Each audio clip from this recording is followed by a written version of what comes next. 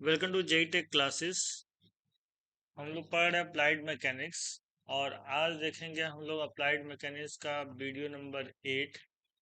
ठीक है, तो आइए स्टार्ट करते हैं। इसमें बहुत ही इंपॉर्टेंट क्वेश्चन आज हम लोग देखने वाले हैं जो कई बार एग्जाम में पूछा गया है। तो क्वेश्चन क्या है? क्वेश्चन नंबर 9 है। क्वेश्चन में पूछा गया है बलों के समांतर चतुर्भुज का नियम यानी law of parallelogram of forces लिखें तथा इसके सूत्र स्थापित करें। मतलब समांतर चतुर्भुज का नियम, बलों के समांतर चतुर्भुज के नियम को बताना है और साथ साथ ही उसका जो फार्मूला है वो भी हमको डिराइव करना है, प्रूव करना है। ठीक है, तो आइए देखते हैं समांतर चतुर्भुज के नियम क्या है। ठीक है, तो इसको सबसे पहले पढ़ते हैं। पढ़ने के बाद आपको समझ में आएगा कि ये किस प्रकार से काम करता है। देखिए, सबसे पहले ये जान लीजिए कि समांतर चतुर्भुज का नियम जो है आपको याद कर लेना है, एकदम रट लेना है। ठीक है, ऐसा नहीं मन में जो ही आएगा वही जाके लिख देंगे वहां पे, ऐसा नहीं। तो क्या लिखना है, ध्यान से पढ़िए। किसी कण पर कार्य करने वाले दो संगामी बलों को, कौन से बलों को? संगामी बल होंगे। ठीक है, किसी कण पर कार्य करने वाले दो संगामी बलों को यदि एक समांतर चतुर्भुज की कोणीय बिंदु से दो आसन्न भुजाओं द्वारा मान तथा दिशा में व्यक्त किया जाए तो उसका परिणामी मान तथा दिशा में इसी समांतर चतुर्भुज के उस कोणीय बिंदु से खींचे गए विकर्ण द्वारा व्यक्त होता है। एकदम डिट्टो कॉपी करके आना है। ठीक है, अब इसका मतलब समझा देते हैं आप ताकि थोड़ा सा इसमें आपको याद रहेगा।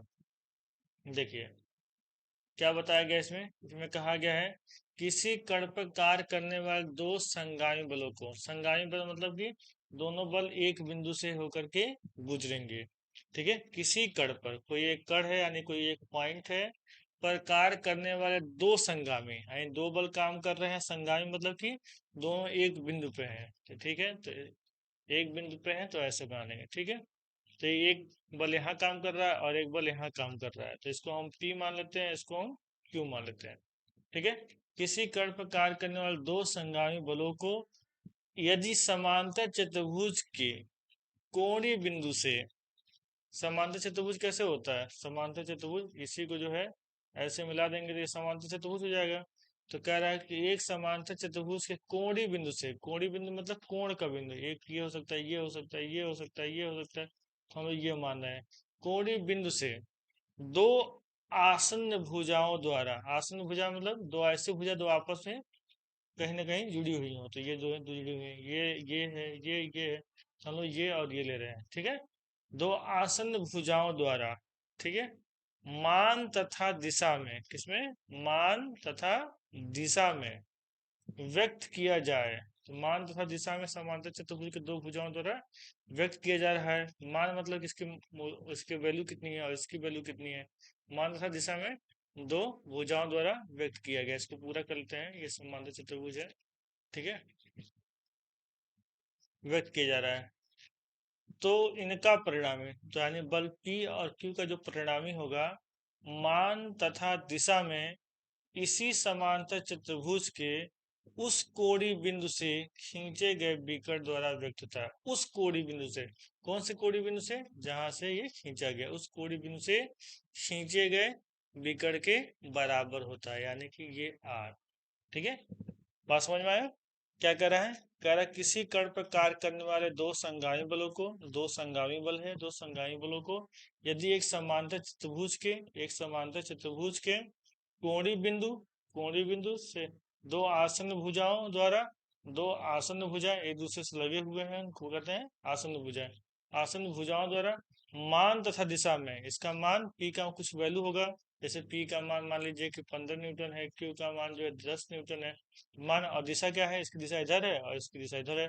मान तथा दिशा में व्यक्त किया जाए तो उसका परिणामी मान तथा दिशा में इसी समांतर चतुर्भुज के उस कोणीय बिंदु से, उस मतलब कि इस वाले जहां दोनों खींचा गया है, उस कोणीय बिंदु से खींचे गए विकर्ण द्वारा व्यक्त होता है। विकर्ण क्या होगा? इस कोने से इस कोने तक।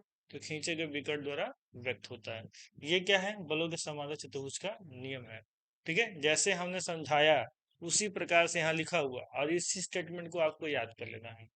ठीक है, तो ये क्या कहलाएगा, ये जो है इसका परिणामी कहलाएगा। कैसे बोलेंगे, किसी कण पर कार्य करने वाले दो संगामी बलों को यदि एक समांतर चतुर्भुज के कोणीय बिंदु से दो आसन्न भुजाओं द्वारा मान तथा दिशा में व्यक्त किया जाए तो उसका परिणामी का मान तथा दिशा इसी समांतर चतुर्भुज के कोणीय बिंदु से खींचे गए विकर्ण के बराबर होता है। ठीक है, यह विकर्ण द्वारा व्यक्त होता है। एकदम स्टेटमेंट को इसी तरीके से रख लेना, ये बहुत इंपॉर्टेंट है, वेरी इंपॉर्टेंट करके रख लीजिए। ठीक है, तो ये आपको समझ में आ गया होगा। ठीक है, नहीं समझ में आया तो वीडियो को बैक करिए, फिर से एक बार देखिए। देखिए यही चीज यहाँ हमने बना रखा था। यहाँ पे देखिए दोनों बल, ये पी और क्यू है, क्या है, बल है। दोनों बलों के बीच का कोण हम लोग अल्फा मानते हैं, और जो रिजल्टेंट है वहां पे उसको क्या करते हैं, थीटा मान लेते हैं हम लोग। यहाँ पे क्या माना गया है, यहाँ पे माना गया है अल्फा और थीटा। यहाँ थोड़ा उल्टा मान लिया, सॉरी, यहाँ पे हम लोग क्या मान लेंगे, थीटा मान लेंगे। इस वाले फिगर को कर दीजिए। अब देखिए क्या करेंगे, परिणामी बल का मान तथा दिशा ज्ञात करना। जो परिणामी बल है यहाँ पे हम लोगों ने निकाला है, जो आर, अब इसका जो है कैसे मान निकाला जाएगा और कैसे दिशा निकाला जाएगा, मतलब दिशा मतलब किससे इसका एंगल जो थीटा है वो कैसे निकाला जाएगा, ये हम लोग को सीखना है यहाँ पे। ठीक है, देखिए क्या बताया गया है, परिणामी बल का मान तथा दिशा ज्ञात करने की निम्न दो विधियां हैं। कौन कौन सी विधियां हैं, एक है गणनात्मक विधि और दूसरा है ग्राफिकल मेथड। ठीक है, एनालिटिकल मेथड और ग्राफिकल, तो हम लोग जो है पढ़ेंगे वो गणनात्मक विधि ही पढ़ेंगे। तो आइए इसको देखते हैं। ये रहा गणनात्मक विधि, और यहाँ से हम लोग समझना शुरू करते हैं। देखिए यहाँ किया क्या गया है, इस फिगर जो बना हुआ है पहले इसको इग्नोर करिए, पहले हम उससे बना दिखाते हैं। इसमें क्या हो रहा है कि एक बिंदु से दो बल लग रहे हैं। ठीक है, एक बल P है और एक बल क्या है, Q है। ठीक है, दो बल लग रहे हैं, तो इसको हम लोग समांतर चतुर्भुज में क्या किया गया है, इसको कन्वर्ट कर लिया गया है, इसको समांतर चतुर्भुज की भुजा मान लिया गया है। इनको क्या माना गया, समांतर चतुर्भुज की भुजा। ठीक है, देखिए हाथ से बना रहे हैं तो थोड़ा गड़बड़ बनेगा, समझिएगा। ये क्या है, पी और ये है क्यू, ये समांतर चतुर्भुज की भुजा है। इसका नाम इसको रखते हैं ओ, और इसका नाम रखते हैं ए, और इसका नाम रखते हैं बी, और इसका सी। ठीक है, इसका जो विकर्ण होगा वो बल पी और क्यू का क्या होगा, और रिजल्टेंट होगा। ठीक है, ये विकर्ण जो होगा दोनों बलों का परिणामी होगा। तो देखिए अगर ये क्यू है, थोड़ा स्पष्ट बनाते हैं, ये इसको मिटाते हैं। ठीक है, इसको आपस में मिलाइए, ये P है और ये क्या है, Q है। अगर ये रेखा Q है तो ये भी क्या होगा, ये भी Q होगा। अगर ये P है तो ये भी क्या होगा, P होगा। दोनों का मान बराबर है, एंड आमने सामने की भुजा क्या होती है, बराबर होती है। तो अगर ये Q है तो ये भी Q होगा, ये P है तो ये भी P होगा। तो यही चीज यहाँ बनाई गई है, और दोनों बलों के बीच का जो एंगल है वो क्या है, वो अल्फा है। और नीचे वाले P से ये जो R का जो परिणामी है उसके बीच का एंगल जो है वो थीटा है। यही यहाँ पे दिखाया गया है। ठीक है, यही इस फिगर में बना हुआ है, यही हम आपको समझाना चाह रहे थे। ठीक है, ये ऑलरेडी बना हुआ है, तो हमने तो समझा दिया, तो इसको यहाँ से मिटा देते हैं। ठीक है, अब देखिए, अब ये जब बन गया है तो हम लोग क्या करेंगे, जो रेखा ओ ए है उसको आगे बढ़ा लिया गया है। आगे बढ़ाने के बाद से सी से लंब गिरा दिया गया है। तो सी से लंब गिरा दिया गया है, तो यहाँ का जो एंगल होगा वो इस एंगल के बराबर होगा। इस नाते ये भी क्या हो गया है, अल्फा हो गया है। ठीक है, ये सब चीजें आपको पहले से पता होंगी, आपने जो है मैथ में ये सारी चीजें पढ़, क्योंकि एंगल निकालना कैसे निकाला जाता है। ठीक है, तो यहाँ पे देखिए, ध्यान समझिएगा कि त्रिभुज ओ और ये पॉइंट डी और सी जो है इस प्रकार से देखेंगे तो ओ डी सी पूरा पूरा जो है यहाँ पे 90 डिग्री बन रहा है। तो ये क्या हो गया, समकोण त्रिभुज हो गया। कौन कौन सा, ट्रायंगल ओ डी सी क्या बन रहा है, समकोण त्रिभुज बन रहा है।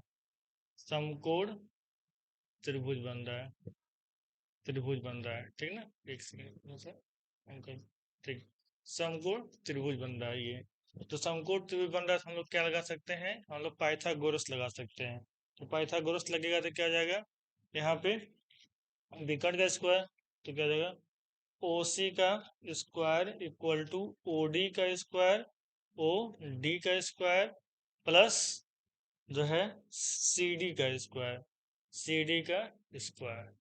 ठीक है, अब ध्यान से समझिए यहाँ पे ओ सी का स्क्वायर तो रहेगा ही रहेगा, ओ डी देखिए ओ डी यहाँ से यहाँ तक है, यानी ओ से ए तक प्लस ए से डी तक, तो यहाँ पे लिख सकते हैं O A plus A D, A D का whole square plus C D का स्क्वायर प्लस सी डी का स्क्वायर। तो यहाँ पर जब हम होल स्क्वायर खोलेंगे तो क्या हो जाएगा, ओ ए का whole square plus A D का whole square plus 2 into O A into A D. कौन सा फॉर्मूला लगा है यहाँ पे, ए प्लस बी स्क्वायर का फॉर्मूला लगा है, इसका मतलब A square plus B square plus 2ab। ठीक है, प्लस क्या आ जाएगा ये लास्ट में सी डी का स्क्वायर।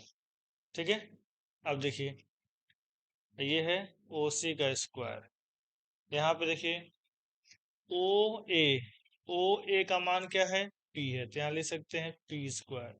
ठीक है, यहाँ क्या है ए D, A D, A D का मान हमको नहीं पता है तो ए डी का स्क्वायर लिख सकते हैं। 2 इंटू ओ ए हमको पता है पी है, लेकिन ए डी नहीं पता है तो ए डी लिख लिए। ठीक है, plus C D, C D, C D का मान पता है हमको, सी डी का मान हमको नहीं पता है तो सी डी स्क्वायर लिख लिए, यानी कि हमको ए डी का मान चाहिए और सी डी का मान चाहिए। अगर ए डी और सी डी हमको निकल गया तो हम क्या कर सकते हैं, इस क्वेश्चन को बहुत ही आसानी से लगा सकते हैं।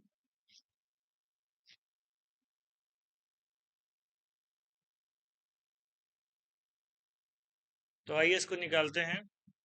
देखिए ये जो ट्रायंगल यहाँ का बना हुआ ए डी सी यहीं से निकलेगा, ये एंगल क्या है अल्फा है। तो अगर हम लोग सबसे पहले ए डी का मान निकालना चाहें तो हम लोग को क्या लेना पड़ेगा, हम लोग कॉस लेना पड़ेगा। ठीक है, इसका एक सेकंड यहाँ पे आपको समझ में आए, ये इसका हिस्सा नहीं है, इसका कलर हम लोग चेंज कर लेते हैं। ठीक है, देखिए ये क्या है कॉस अल्फा, तो कॉस अल्फा बराबर क्या होता है आधार, ये आधार बटे कर्ण, आधार क्या है, आधार है ए डी बटे कर्ण में क्या आ जाएगा ए सी, तो ये ए सी, तो ए सी बराबर क्या हो जाएगा ए सी इधर चला जाएगा और ये क्या हो जाएगा A D into cos alpha, क्या हो जाएगा A D into A D by A C, एक सेकंड यहाँ मिस्टेक हो रहा है, यहाँ पे हम लोग क्या करेंगे ए सी को यहाँ पे ए डी को रहने देंगे, A D equal to A C cos alpha. ठीक है, इसको जब मल्टीप्लाई कर देंगे, ठीक है, तो ए डी की वैल्यू कितनी आ गई, ए डी की वैल्यू आ गई यहाँ पे ए सी कॉस अल्फा। इसी प्रकार से हम लोग क्या करेंगे साइन, इसी प्रकार से साइन अल्फा निकालेंगे, तो साइन अल्फा का क्या होगा लंब बटेकर, तो लंब क्या है यहाँ पे ये है सी डी। ठीक है, तो इसका आ गया सी डी बाई कर्ण क्या है ए सी, क्या है ये कर्ण क्या है ए सी, ए सी, ये हो गया ए सी, तो कैसे निकल जाएगा, तो सी डी, सी डी को यहीं रख देंगे ए सी को उधर भेज देंगे, ए सी साइन अल्फा, ये चीज आ जाएगा, यानी सी डी बराबर, यानी कि सी डी बराबर यहाँ की वैल्यू क्या आ रही है ए सी साइन अल्फा आ रही है, और यहाँ की वैल्यू क्या आ रही है, यहाँ की वैल्यू आ रही है ए डी बराबर आ रही है ए सी कॉस अल्फा। बात समझ में आया, देखिए क्या आया है यहाँ पे ए डी बराबर, ए डी की वैल्यू हम लोग रखेंगे वो रखेंगे ए सी कॉस अल्फा, और सी डी का मान जो रखेंगे हम लोग वो रखेंगे ए सी साइन अल्फा। ठीक है, वो हम लोगों ने कहाँ निकाला, इस वाले ट्रायंगल से हम लोगों ने इसको निकाला हुआ है। क्लियर है, अब चलते हैं आगे सॉल्व करने। देखिए अब वैल्यू पुट करते हैं, यहाँ पी स्क्वायर हमको पता है, पी स्क्वायर रख लिए, plus A D square, A D क्या है, ये है, हम लिखेंगे ए सी कॉस अल्फा का स्क्वायर, प्लस 2 × पी इंटू क्या है, ए डी, ए डी का मान क्या है, ए सी कॉस अल्फा, ठीक है, प्लस प्लस सी डी का स्क्वायर, सी डी का मान क्या है, ए सी साइन अल्फा, इसका क्या हो जाएगा, स्क्वायर हो जाएगा। अब समझिए यहाँ क्या हो गया, पी स्क्वायर प्लस, ठीक है, अगर इन दोनों को एक साथ लिखा जाए तो हम क्या लिख सकते हैं, ए सी का square cos square alpha plus A C का square sine square alpha plus, या प्लस यहाँ पे जाएगा 2, और यहाँ पे ए सी का मान कितना है, ध्यान दीजिए, ए और सी, ए और सी, ए सी का मान क्या है, क्यू है, ठीक है ना, तो यहाँ पे 2p और ए सी का मान हम रख देंगे क्यू, क्यू कॉस अल्फा। अब जहाँ जहाँ यहाँ पी स्क्वायर प्लस यहाँ पे क्या है, क्यू स्क्वायर, ए सी का मान रख दिए क्यू स्क्वायर।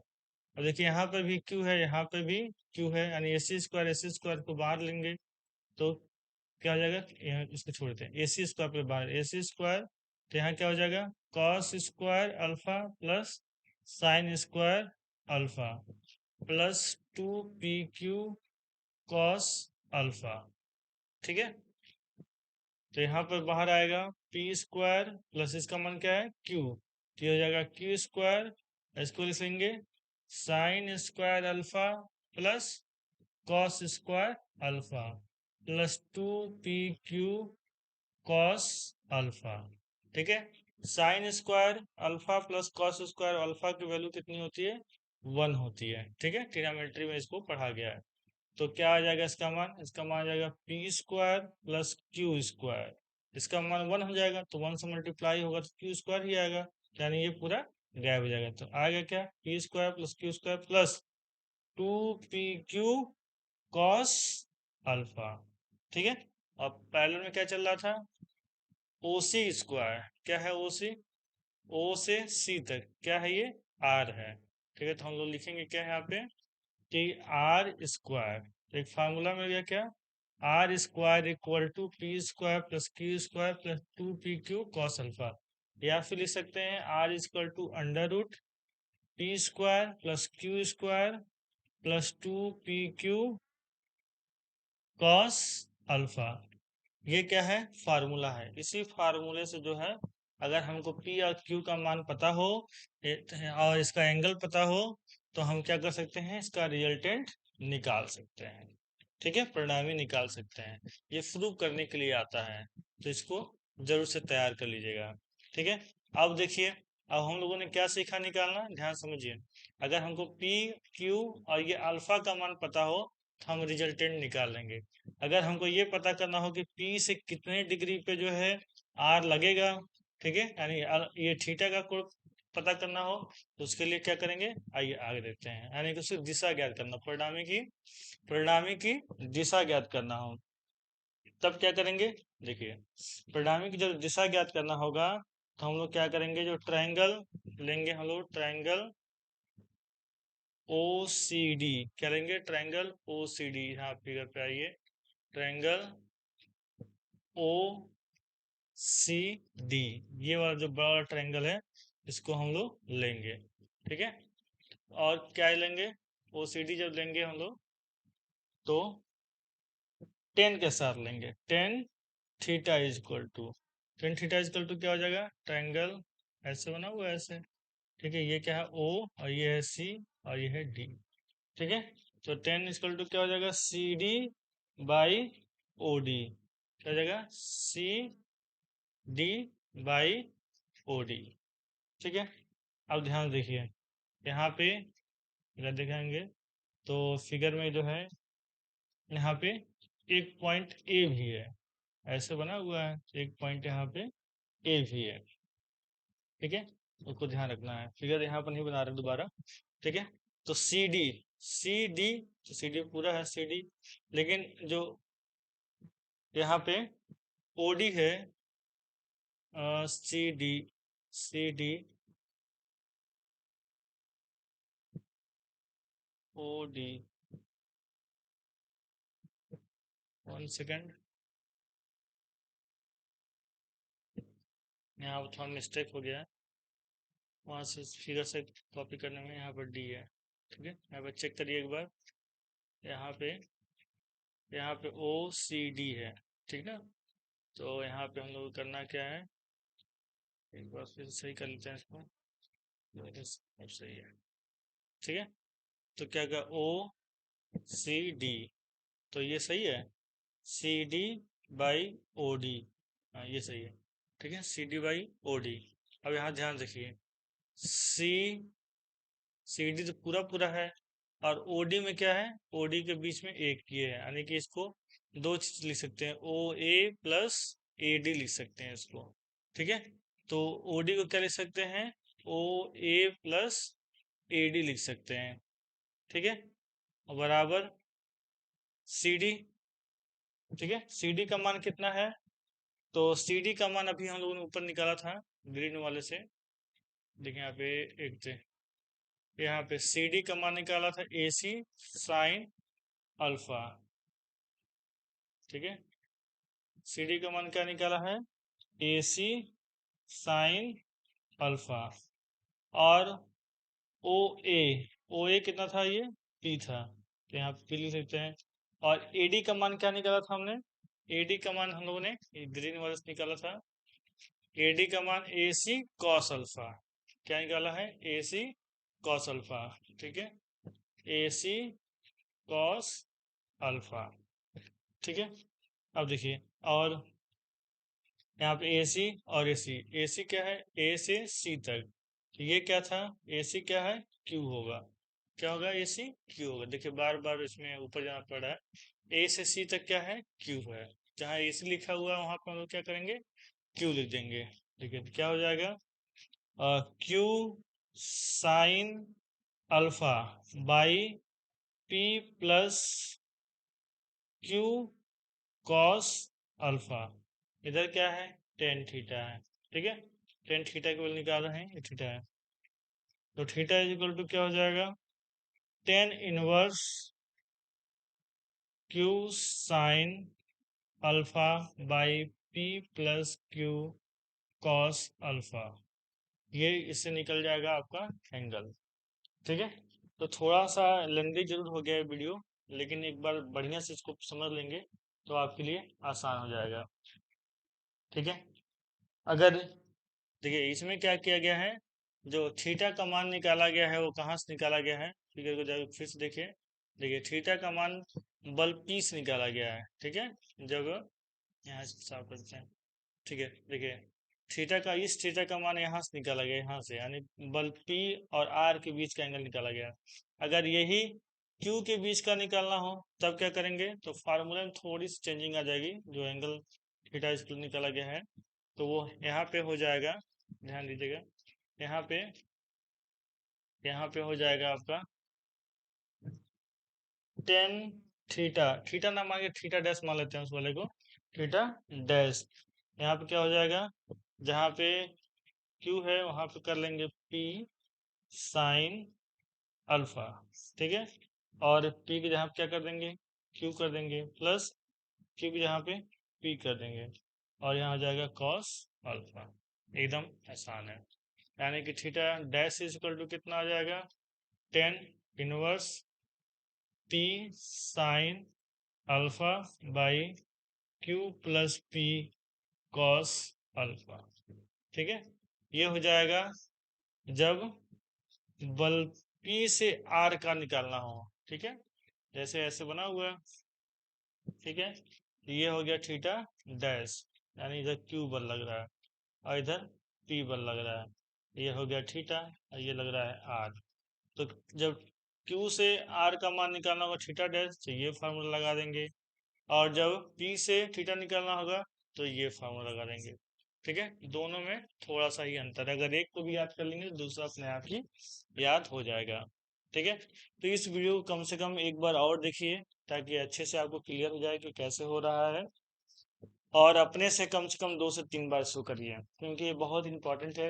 एग्जाम में आने की संभावना इसकी अधिक रहती है। या तो ये प्रूफ आ जाएगा या तो इसके पर जो है न्यूमेरिकल आ जाएगा। तो न्यूमेरिकल क्वेश्चन भी कुछ जरूर करा देंगे आपको, ताकि एग्जाम में आए तो आप उसे कर सकें। वीडियो को एक बार फिर से देखिए, अच्छे से समझिए और अपने से सॉल्व करिए। इस वीडियो को अपने दोस्तों के साथ शेयर करिए और जिनका बैक आया है उनके साथ जरूर से शेयर करिए। नेक्स्ट वीडियो में इससे संबंधित जो है कुछ केसेस देखेंगे, कुछ स्पेशल केसेस, कुछ हल्के फुल्के जो है सवाल जो है हल करेंगे। मिलते हैं नेक्स्ट वीडियो में। Thank you.